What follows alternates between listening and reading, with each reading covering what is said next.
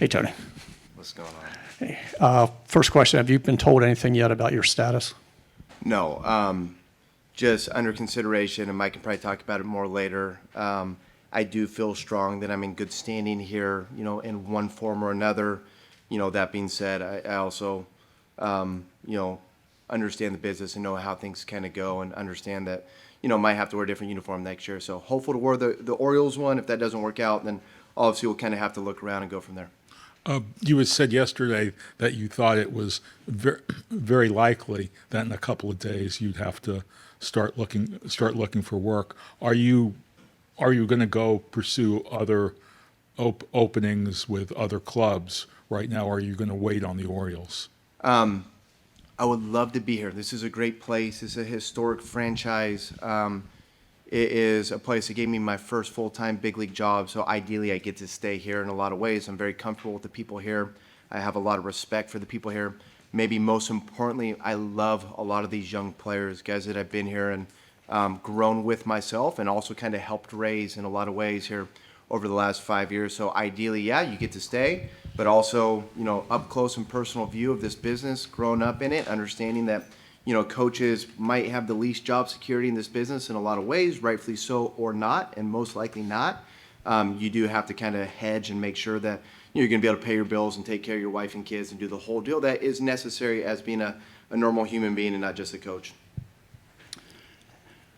Tony, as much as you want to stay, if it's not in the managerial role, would you still have interest in staying with the organization? And as a follow-up to your last answer, just what has this meant for you in your professional development, for your family, to have this opportunity this year? Yeah, I'll start with the second part. Just professional development, massive, in a lot of ways. You just managed a major league team for 4.5 months under some of the most trying circumstances you can probably have in this position. I think probably, I was just joking, I think you probably go back 21 days, I've probably had to answer whether I'm going to have a job or not here consecutively.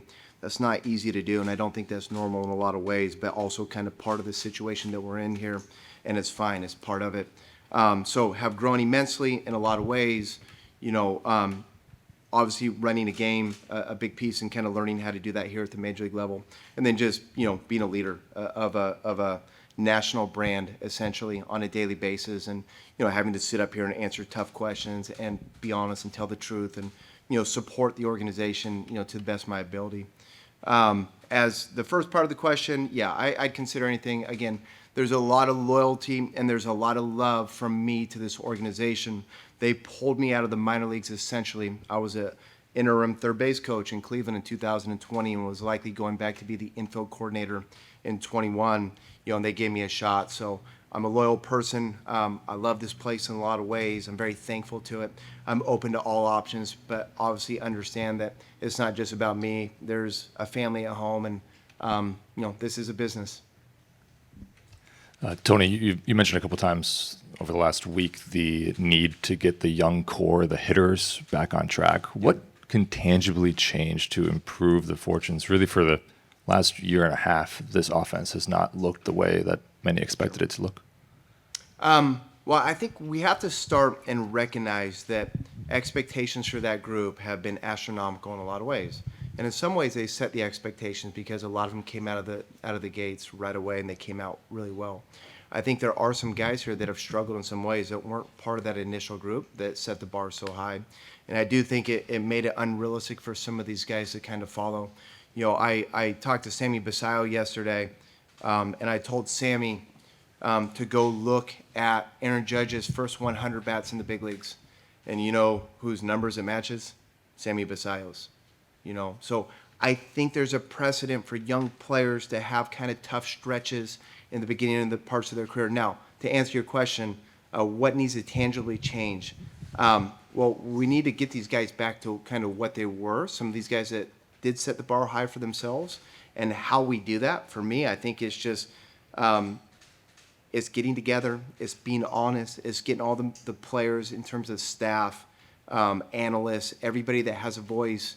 It's getting, it's soliciting outside opinions. It's doing a lot of different things to try to figure out how we get these guys back on track. And I do have a ton of faith in this organization and their capacity to do just that. Tony, much has been made the last couple of weeks about the core, the offensive core. You've seen and observed the organization now for a while. Pitching-wise, pitching development at the lower levels, do you think it needs some assistance, some changes, so that we start to develop a pipeline of pitchers? Sure, that's a fair question. I think they're doing that. I think it's been done. I think probably, and you can talk to Mike about this, I think, initially they came in and, it was kind of getting the offensive side up to par, and I think they have done that in spite of some of the recent performance. I do think that they have the right pieces and right players here. Talking to one of the recent hires here, Danny Haas, who was in New York with us, I asked him point blank, what do we have in terms of pitching down below? Because he's obviously with Washington, taking stock of our organization, then out with us. And he was very matter of fact that it's going to be really good, what's coming right now. So I think that they have changed the infrastructure on the pitching development. I don't think that you push a button and they all just show up the very next year. I think it takes a couple years, and I think you're going to see some of these pitchers here show up in the coming years and hopefully next year. Tony, it's been said that in 2022, I think Chirinos and Odor got a lot of credit. Your coaching staff would said they taught those guys how to win. They have won now, and then the step back. So does the clubhouse need another leader like that, or is that leadership already here? We love veteran players and we love great leaders. It's hard to predict what's going to be here and what isn't. What we can predict is that Gunnar and Westberg and Bradish and likely Dean and all these guys, Adley, they're going to be here next year. And those guys all have the makings to be great leaders, and those guys have all won here in the big leagues. So do we invite more veteran players and more veteran leadership? Without a doubt. Do we think we also have some growing leaders and guys that can kind of take that part or that necessity and move it forward for us? Absolutely. Tony, as you were managing with the interim tag, were you thinking about the future and the uncertainty at all? Were you able to successfully kind of block that out and just focus on winning and the player development side of things here? Sure. You guys ask me every day if I was, going to be employed next year. So yeah, I was thinking about it, and that's okay. That's kind of part of it. Managing under the interim tag will be the hardest thing I do in my career in a lot of ways.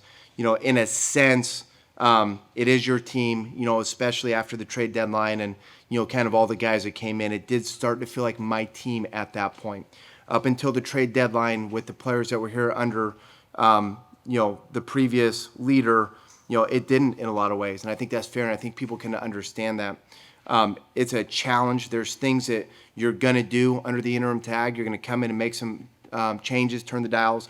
And there's things that you have to leave alone just because, if you turn all the dials that you want to turn, it's going to upset the room and it's going to change the culture in a lot of ways, and maybe in some ways that you don't want. So huge challenge in a lot of ways. Thankful I got to do it.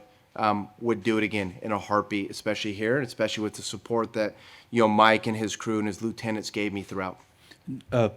Tony, it's kind of speaking to that, it feels like there's been a shift in you. You kind of take the job under obviously tough circumstances. You were not campaigning for the full-time job at that time. Was it that trade deadline that made you shift confidence in your own abilities to be the full-time manager, or was there a moment during the season where you kind of felt, okay, I could be in this job full-time? I got a lot of confidence in myself, Kyle. I in terms of being a full-time manager, yeah, I think I can do it anywhere. I think I can do it in a big market. I think I can do it in a small market, a rebuilding team, a win-now team. So at no point, even the day that Mike kind of handed the reins to me, at no point did I feel overwhelmed or incapable of executing this job. And I think over the last 4.5 months, I basically did a local and national interview on a daily basis that was incredibly invasive. And I do feel strong that I passed with flying colors in a lot of ways. Tony, speaking of that, do you feel like you'll have to go through another interview process, and have you been given a timetable on when they may reach a decision? Mike will give you a timetable. That's not for me to say. if he chooses. In terms of interview, I'll do whatever they want me to do. Again, I've been given advice by people around the league, uniformed staff members that have managed in the big leagues. I've had some guys tell me if they offer to interview, take it, and I've had some guys that have says if they ask you to interview, don't do it because you've interviewed for the last 4.5 months. I tend to make up my own mind and try to do the right thing based on the people around me and how people treat you. This place has treated me incredibly good, and I'll be forever thankful whichever kind of path I go down in the future. So if they want me to come in and interview and they feel like I'm worthy of it, then I'll do whatever they want. Tony, you mentioned rising. Hey, Danielle. You mentioned the rising leaders. This would have been a year, especially the second half, if they were going to step up to kind of take that step and take control of this clubhouse. Did you see those guys start to do that? And also, the one name that you didn't mention was Tyler O'Neill. Sure. Do you see him as a leader of this clubhouse moving forward? Yeah, I'll start with the names that I said. Yeah, I do. There's a lot of examples of things that they were doing behind the scenes. You guys, unfortunately, don't get to see how wonderful these guys are and the unselfish things that they do for each other, and especially in spite of a losing record and a losing season. I do feel like in a lot of ways, once the trade deadline hit and some of the bigger personalities were moved to different places, I feel like that core group of players started to kind of separate themselves and take the reins, so to speak. In terms of Tyler's got all the traits to do it. And I'm very fond of Tyler, and I think he's unfortunately misunderstood because he wasn't here enough, because he was hurt. But I think Tyler is a huge piece to this thing in a lot of ways. Obviously, both on the field with his immense potential and what he's done here previously in his career, and then also just his natural way of kind of going about things. I'll share a quick story. One of the young hitters was kind of frustrated in New York. I walked down in the tunnel to, I guess, encourage might be one way to say it. Maybe that might not be the best way. But Tyler kind of beat me to the punch and picked the kid up, just kind of reminded him that he's going to be all right. And those types of moments when you see Tyler do that, it gives you a good feeling and makes you feel like, yes, he's going to be able to do that for us here as soon as he can keep himself on the field. Tony, players have talked about how open you are in communication with them. What do you feel like is the tone and voice that resonated the most with this clubhouse? And do you feel like there's some tough love that might be needed moving forward to get this team and get this group back to a competitive state? I give a lot of tough love, so that is the voice that kind of resonates. And if you're curious as to whether that's true or not, go ask them.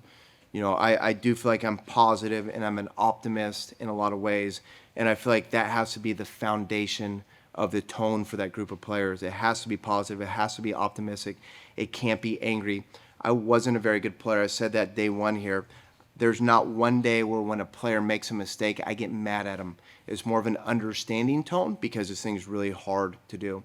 I think my guess is when players struggle, there's probably frustration with them, both with fan bases, with media, with coaches, with everybody. But we can't forget just how hard this game is, and that when their process is good and they're doing everything right, it's okay to make a mistake. Tough love, yes. I think being tough, having high standards, and loving them at the same time, there's probably no other tone, there's probably no other technique to operate in this job or any coach's role. Hey, Tony, I want to go back to the beginning of the season when things didn't start well for the team. I've asked you a lot of questions about that, especially early on when you took over, about what went wrong and on the field. Sure. Were there things going on behind the scenes that were wrong, too, that we weren't privy to? No, I wouldn't say things wrong behind the scenes. I think when you're losing games, and especially when you have massive expectations, I feel like feels like the world's falling apart around you. But no, in terms of the players, the staff, our preparation, I would hard to say that there were things that were standing out as being blatantly wrong.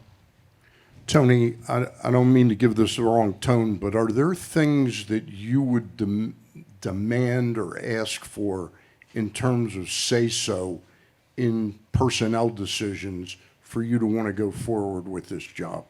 I think we got really good personnel here, so no, I have all the faith and the trust in the leadership in the warehouse here, to put the right group together, whatever that may be. It's a really smart group. They've done it. You look back at these last 2 years, I don't think people were complaining about the group that Mike put together. I think this year there's a lot of extenuating circumstances that are well documented. As for me, I'm probably not super qualified in terms of, looking at projections and I guess developing projections and putting the whole thing together, how modern front offices work. I do have a strong opinion on what a good team looks like, and Mike is really good about asking us all our opinions on that. And if asked, and yeah, I will absolutely give my opinion on what a winning team looks like and how that goes, as opposed to which players are available and who's out there and who's internal. That's bigger. That's more for a general manager and president to decide. Hey, Tony, back here. I was just wondering, you guys experienced the largest drop in attendance in club history from this year to last. For people who didn't watch this team in kind of the back half and tuned out after the trade deadline, what would your message be to those fans? And how do you expect to kind of bring them back to Camden next year? Yeah, I understand. We got to do better. Baltimore is a blue-collar city, and they expect a lot out of their teams, and they rightfully should. So we just need to do better as a team. We need to win more games, and we need to give them reason to want to come to the field and watch our games. Now, with that being said, I do think it's important to kind of reach out and thank the city and let them know how much we do support or we do appreciate the support that they gave us in a lot of ways. And this was a tough year, and there were big expectations. And I do still feel like there were a lot of nights where this place was full, and in spite of a losing record, and our players are thankful for that. I'm thankful for that. They made this as good as it could have been for us. Hey, Tony, you said if Mike Elias asks you what a winning club looks like, you would tell him. Would you tell us what you think a winning club looks like? I think he's got a lot of the pieces here right now. So I'll just say that, and I think that's fair to say. I think he's got a lot of the pieces, and I think it's probably going to look similar to the couple of teams that he built the last couple of years. Tony, you mentioned your final conversation. Hi, sorry. What's up? You mentioned your final conversation with Basayo. In your final conversations with players, what was kind of your general sense of their mentality going into the offseason? Hungry, motivated, in every which way. I don't think that out of all the guys I talked to, I don't think that there was one guy that seemed satisfied by any means. A lot of frustration, some senses of embarrassment, all the things after a season like this you would want the players to feel and portray. They were wonderful, and it was genuine. So I feel really good about these guys here, in the next couple weeks, getting themselves kind of restarted and getting themselves in a spot to help the Orioles in 2026 kind of get back to where we've been the last couple years. Tony, as you talk about, especially the circumstances before you took over, a lot of things had to happen for the season to go the way that it did. Do you keep any space in your mind that some of it was just luck, misfortune, or having been in the trenches, do you feel like some of it was more in control of the team and the organization than maybe on the outside it looked like? Yeah, listen, I'm an accountable guy. I constantly look at what we could have done better in the building. The luck and the misfortune, no doubt. Injuries are part of this whole thing, and other teams had them as well. Maybe not to the level that we did, and maybe some more so. But I don't think about that. I think about our players and how they perform and what we can do to help those guys. So as a coach, your first thought should be, to point the finger at yourself and try to figure out what you can do and not point it to bad luck. But I also have to recognize and understand that, some of the luck with injuries this year was very unfortunate. Tony, also, you were a part of those 2023 teams, or the 2023 team where you had all those one-run wins, come from behind wins, walk-off wins. This year, obviously, as a part of the overall dip in success, you guys really struggled, especially in some of those close games. And then come August, you have some walk-offs. You have some very competitive, tight games at the finish. Was there something deficient in that area to start the season, and did guys start to develop a feel for competing late in some of those games that you won? Sure, and I think the part of the season that you're probably referencing is that first month and a half when we stunk, in a lot of ways, and that's okay. That's real. I mean, it feels like we were losing 5 and 6 to nothing every night by the 5th and 6th inning, so it is hard to play one-run games in that scenario. And I do think as the season kind of went on, we stayed in games more, and mostly exemplified by the last couple months, and especially here at Camden with the games that we played and how we won some of those games, but. I can't quite put my finger on it other than the fact that when Kyle Braddis showed up, when Tyler Wells showed up, and they're going into the 6th and 7th inning most of these nights, and the bullpen's getting rested and we're able to use them in a certain way, it just felt like at that time this whole thing kind of took off. So, pitching is the name of the game in a lot of ways. Teams that suffer a lot of injuries with their pitching, it's really hard over the course of the year. To have the depth necessary to compete. I think as our depth showed up here at the end of the year with our pitching, we played those games and we won a lot of them. Hey, Tony, I feel like throughout the course of the season, you've mentioned a number of times kind of the importance of playing small ball or getting back to the traditional aspect of baseball and not necessarily paying too much attention to underlying metrics. How would you kind of evaluate that push across the season for how it's worked? You know what? I'll be honest with you on this one. I think our young players, we need to get better at that in a lot of ways. And to me, that's a spring training thing. I think these guys got to be pushed in spring training, turn back the clock a little bit, and have the ability to play more of a early 90s style version of the game. It's a really hard thing to do during the season, to put that type of stuff in place when you got, some players that go through a minor league system or a college career and they don't bunt a whole lot. It's hard to ask them to do off a guy throwing 100 in the 9th inning to do it for the first time. So that version of the game, that is an area where I think the staff here in place next year can make that better. And your time to do it is spring training. You've spoken very highly of this coaching staff. I want to ask specifically about the hitting coaches, just given how much the offense and particularly the young hitters have struggled over the past year and a half. How would you kind of assess the performance of your hitting coaches? Sure. I think the process that they have is second to none. Now, I'll say this, and I think we have to recognize this and understand the landscape of this industry. I think people tend to point fingers at the hitting coaches all the time. I want to say maybe it was last year or the year before.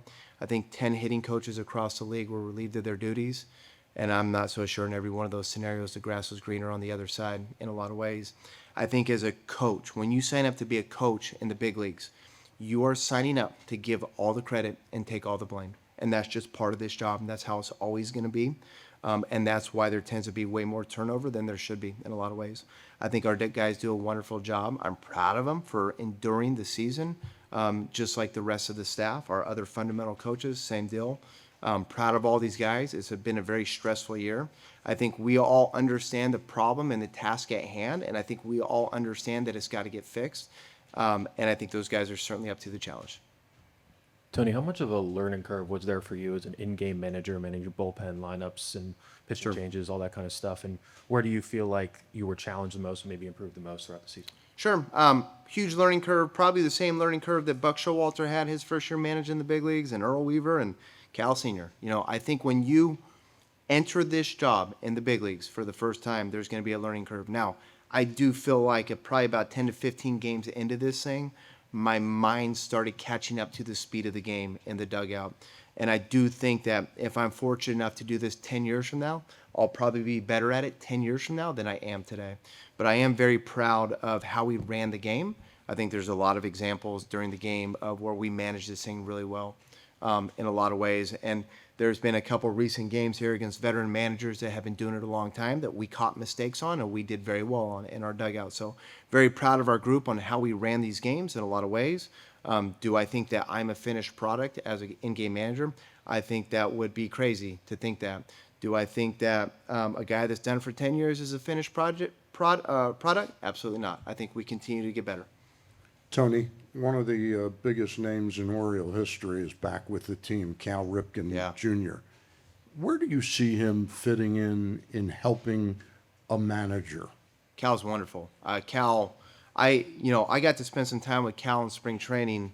I was walking through the equipment room one day, and he was in there, and he stopped me, and he wanted to talk about gun, and the style of shortstop that we were trying to fix at the time that he played with.